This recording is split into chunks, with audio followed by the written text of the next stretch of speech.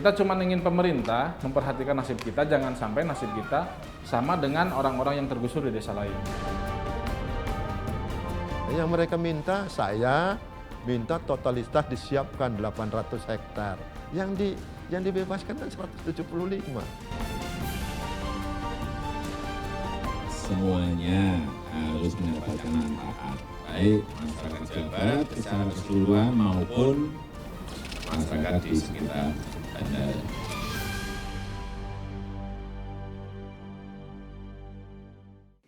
Provinsi Jawa Barat segera memiliki bandara besar dan berkelas dunia di Kecamatan Kertajati, Kabupaten Majalengka yang berjarak sekitar 100 km dari kota Bandung. Pembangunan bandara seluas 1.800 hektar dengan anggaran lebih dari 2 triliun rupiah ini ditargetkan selesai tahun 2017 dan mulai beroperasi pada awal 2018.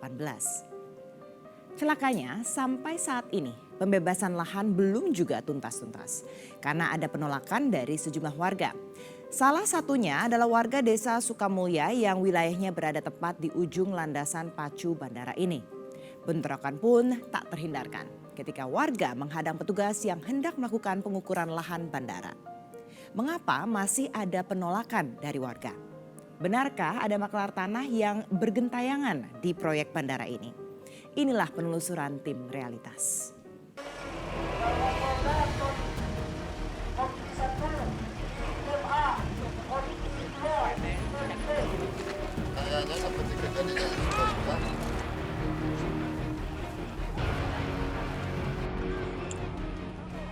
Inilah suasana pengukuran lahan proyek Bandara Internasional Jawa Barat di Desa Sukamulya, Kecamatan Kertajati, Kabupaten Majalengka, hari Kamis 17 November 2016.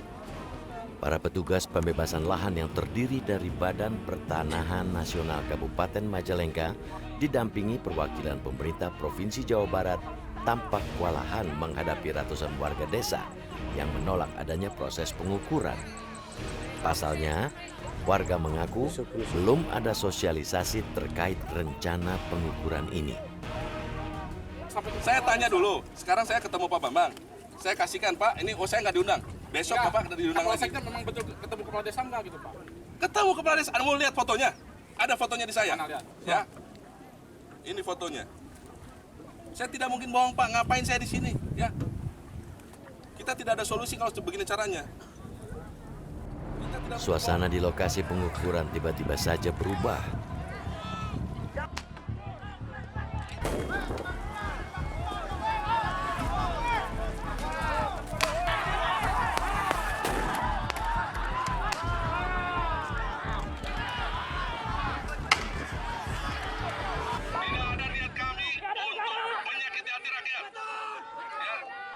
Tiga orang warga desa Sukamulya ditangkap polisi karena diduga terlibat aksi penyerangan terhadap petugas di lokasi pengukuran. Pak Pembina, ini anu tulungan.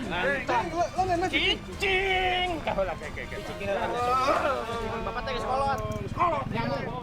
Meski begitu, aparat keamanan akhirnya berhasil memaksa mundur warga desa Sukamulya yang menolak adanya pengukuran. Para petugas dari BPN dengan pengawalan ketat anggota BRIMOB akhirnya dapat melaksanakan proses pengukuran lahan yang diajukan oleh masyarakat. Terdapat 382 berkas pengajuan yang masuk untuk dilakukan pengukuran, namun hari ini petugas hanya mampu menyelesaikan sekitar 50 berkas di lokasi ini. Satu persatu berkas diukur secara teliti oleh para petugas BPN, baik luas lahan maupun kondisi tegak bangunannya. Kita yang bisa diukur sekitar 50 bidang dengan luas 7,1 hektar yang baru bisa kita ukur. Karena pada hari Sabtunya sebetulnya kita sudah siap mengukur, cuma dari sisi keamanannya kurang siap katanya. Berdasarkan keputusan Gubernur Jawa Barat tentang pembaharuan jangka waktu penetapan lokasi pengadaan tanah untuk pembangunan Bandara Internasional Jawa Barat, lokasi pelaksanaan pembangunan bandara ini terdapat di Kecamatan Kertajati, Kabupaten Majalengka yang terdiri dari 6 desa. Luasnya sekitar 1.800 hektar dengan total nilai proyeknya mencapai 2 triliun rupiah lebih. PT Bandara Internasional Jawa Barat yang ditunjuk dalam pembangunan sisi darat bandara merupakan salah satu BUMD milik Provinsi Jawa Barat. PT BIJB bertugas membangun infrastruktur bandara, pembangunan terminal utama, serta pembangunan penunjang operasional. Pembangunan sisi darat ini ditargetkan selesai pada akhir tahun 2017. Beberapa tahap sebenarnya.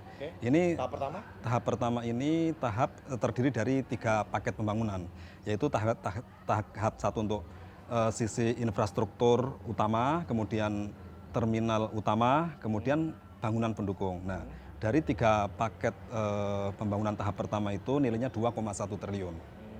Gitu. Terus untuk anggaran pembebasan lahan sendiri berapa, Pak? Pembebasan lahan kita tidak ada anggaran pembebasan lahan, karena pembebasan lahan itu adalah pembebasan yang dilakukan oleh Biro Aset Daerah, pemerintah Jawa Barat. Sementara pembangunan sisi udara diserahkan kepada Kementerian Perhubungan, sumber biayanya melalui APBN. Sedikitnya 375 miliar rupiah lebih, dana yang sudah keluar sejak tahun 2013. Anggaran ini diperuntukkan untuk pembangunan runway, apron, taxiway, runway strip, fasilitas alat bantu pendaratan pesawat, serta fasilitas penunjang lainnya. Belakangan, pembangunan sisi udara masih terkendala pembebasan lahan milik warga yang lokasinya tepat berada di ujung landasan karena prosesnya hingga kini belum tuntas.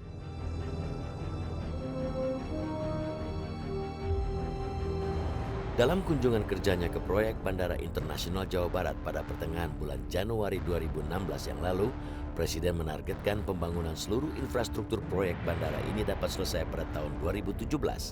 Pasalnya pada tahun 2018 bandara ini ditargetkan sudah dapat beroperasi. Runway-nya yang sekarang sudah 2.500 Kali 60. lebarnya 60, nantinya akan menjadi 3.000. Itu baru satu runway, rencana besarnya ada 2 runway. Semuanya harus mendapatkan manfaat. Semuanya harus mendapatkan manfaat. Baik masyarakat Jawa Barat secara keseluruhan maupun masyarakat di sekitar bandara. Berdasarkan data dari Biro Pengelolaan Barang Daerah Setda Provinsi Jawa Barat, selama 8 tahun terakhir dari 1.800 hektar lahan yang dibutuhkan untuk keperluan bandara, baru 928 hektar lahan yang sudah berhasil dibebaskan. Sementara total uang ganti rugi yang sudah dikeluarkan sejak tahun 2009 hingga akhir Oktober tahun 2016 sebesar 828 miliar rupiah lebih. Menariknya, dari 6 desa yang lahannya akan dibangun menjadi proyek bandara, hanya Desa Sukamulya saja yang proses pembebasan tanahnya berlangsung alot. Mereka itu ingin mungkin ketakutan kehilangan desanya. Padahal kalau kita lihat juga Desa Sukamulya ini hanya sekitar 30% lah, 30% lahannya yang terpakai untuk lahan bandara ini. Jadi tidak seluruhnya habis. Sebagian besar warga di wilayah ini belum sepakat dengan mekanisme pembebasan lahan yang dijalankan pemerintah.